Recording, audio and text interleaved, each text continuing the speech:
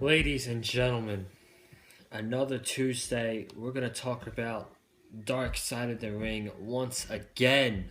Tonight, we had the WWF Brawl for All. I took tons of notes during tonight's documentary. So, we're going to talk about what happened in the Brawl for All tournament, what I thought about it, and two things that were very clear out of this. Number one, this would have never happened if this was in 2020. This would never, ever take place because of stricter rules and safety and concussion issues. This would have never happened if this was in 2020. And second thing, Vince Russo and Jim Cornette are never going to like each other again. And I wish we would get one hug between them. But we're not. Just like settle their differences. But they will always hate each other. But this show was great tonight. This was another great documentary by Dark Side of the Ring. I gotta give it to them. They're putting on a hell of a season 2 with Benoit and New Jack and now Brawl for All this week. We're going to talk about everything that happened in the documentary. So without further ado, let's talk about what happened. So this featured guys like I said, Vince Russo, Jim Cornette, The Godfather, Bart Gunn, and more guys. So I didn't write that down, but those were the main guys. And Vince Russo came in and the WWF, and he saw these horrible gimmicks, and it was like people were knowing this stuff's fake and scripted, and no one was gonna watch. So then he got called into a meeting with Vince, and he thought he was gonna get fired, and Vince slammed a magazine, and he was like, "We need a new product. This stuff is not working whatsoever." So he's like, "Yeah, let's start something new. This is a bad idea." So they got rid of the terrible gimmicks, and then they came up with the creation of the WWF Brawl for All. Just reading a couple people's tweets about the show tonight. Everybody loves Dark Side of the Ring.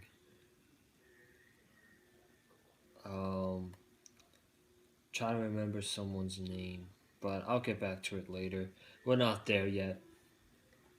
So, Vince Russo becomes a part of creative.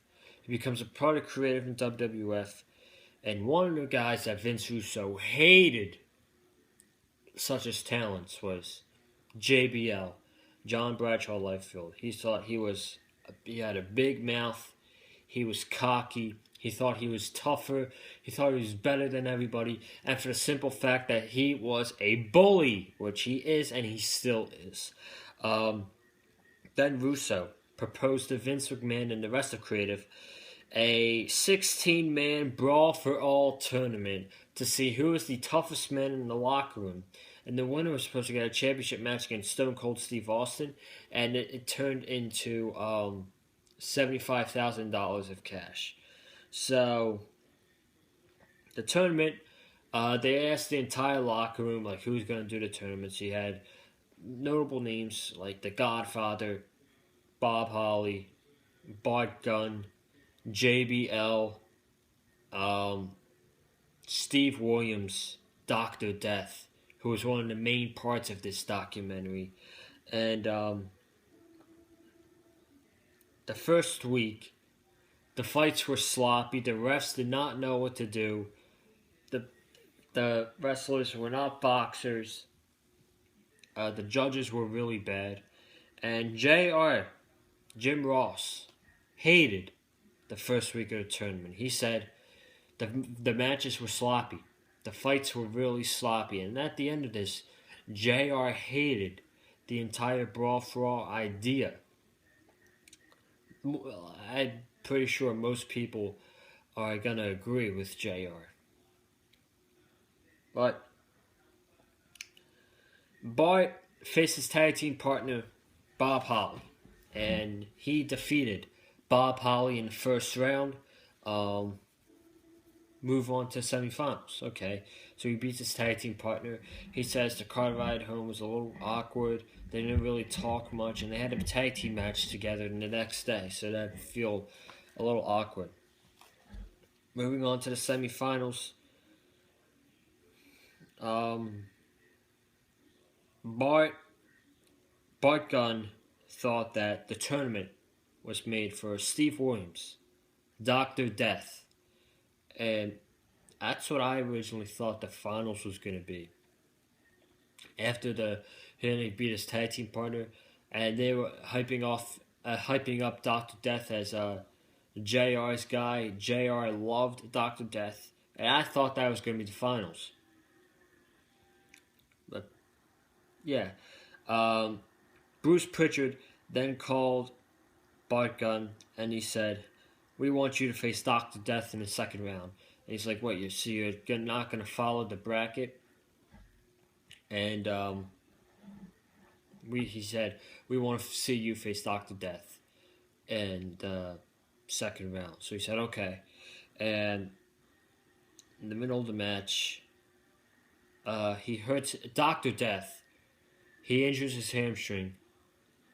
Bart Gunn defeats him. They originally did not want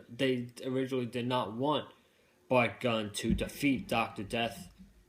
Dr. Death was their guy in this. This is who they built a tournament around, and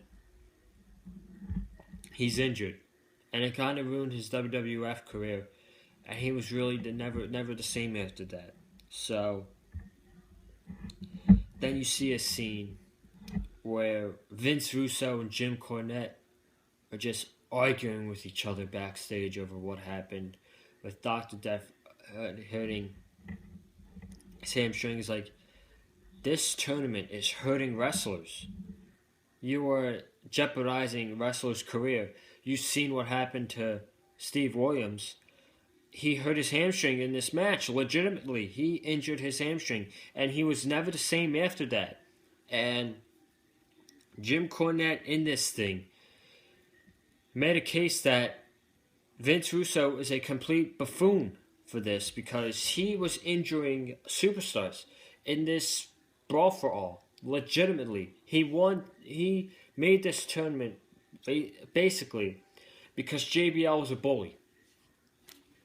Now, granted, JBL is a bully, but I feel like you should have better reasoning for that. He made the tournament because JBL was a bully, and then guys could legitimately get hurt after in the tournament, and Dr. Death legitimately got hurt. So Jim Cornette was livid by that.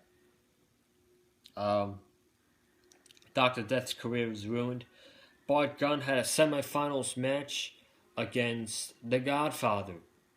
I can't believe The Godfather made it to the semifinals. But Bart Gunn, he knocks out the Godfather with a big right hook. Boom. So he knocks him out. Godfather went into this, he said, overconfident. He was smoking right before the match with two girls. And Godfather's wife, she was very pissed off and said he was smoking too much before the fight. Damn right he was smoking too much before the fight. It ended up causing him, and he got knocked out. So the Godfather is out. We're at our finals.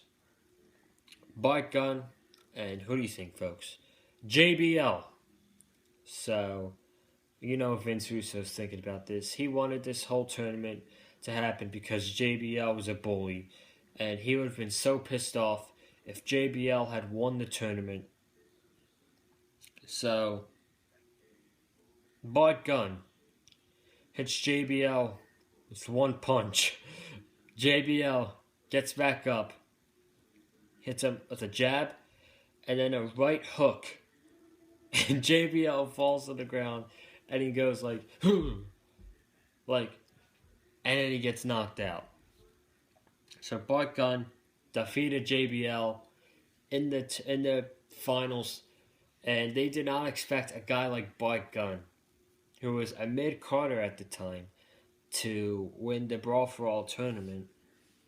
Russo was ecstatic. He even said himself, he said, he couldn't hold his emotions back when he saw JBL just unconscious on the floor, shaking his head. Cornette thought that Vince Russo killed the business and careers.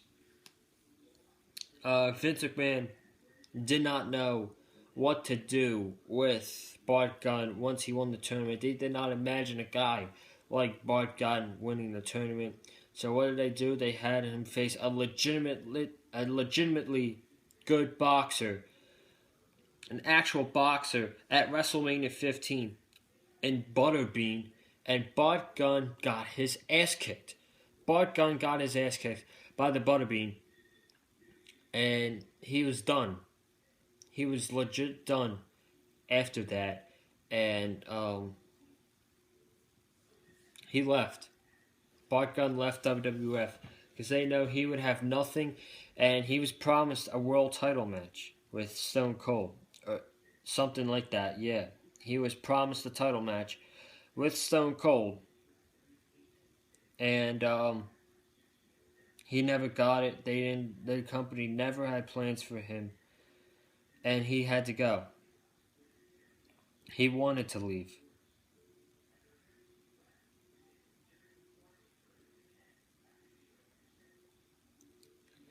And that is all. That is all I'm going to talk about on this review. This was another great documentary, I thought. It proved two things. Vince Russo is a scumbag, I think, and I'll never appreciate for what he did. And this would never, ever happen in 2020. I was going to talk about the D'Lo Brown part where his opponents, I don't remember his opponent's name. Someone in my group chat said, let's see, Droz or something like that. His last name was Droz, and he slipped and he broke his neck, taking a power bomb wrong. But you know, I feel bad. It was very emotional. D'Lo Brown was crying. That was a very bad part of the documentary. That was the emotional part. But besides that, Vince Russo's a scumbag, and this would have never happened if this was in 2020. And that's my recap for this week's Dark Side of the Ring. Thank you guys for watching this video. If you haven't already, subscribe right here on the Big Fight Fuel channel. Comment down below what you thought of the Dark Side of the Ring documentary tonight. Great stuff from Dark Side of the Ring. Like this video with a super kick. Follow me on Twitter at Colin_Joseph. Follow Eddie on Twitter at EddieMons515. And last week's views for the New Jack documentary was the most views that I've ever had on the Big Fight Fuel channel. And this came out of nowhere. This review, or this video talking about New Jack, got 194 views. And we're 6 views away from 200. So I really want to thank you guys for the fantastic views for last week's Dark Side of the Ring documentary. Let's do the same thing this week, man. Let's do the same thing. Let's get those views up for the WWF Brawl for All Dark Side of the Ring documentary. I'll be ecstatic if we get these views up for this video. Let's do it, man. Let's get the views up for this video, just like last week's documentary. And I'll be here tomorrow for your AEW Dynamite review right here on the Big Fight Fuel channel. It's looking like a good show. We'll go over it tomorrow night. I'm getting out of here. Have a good night, guys.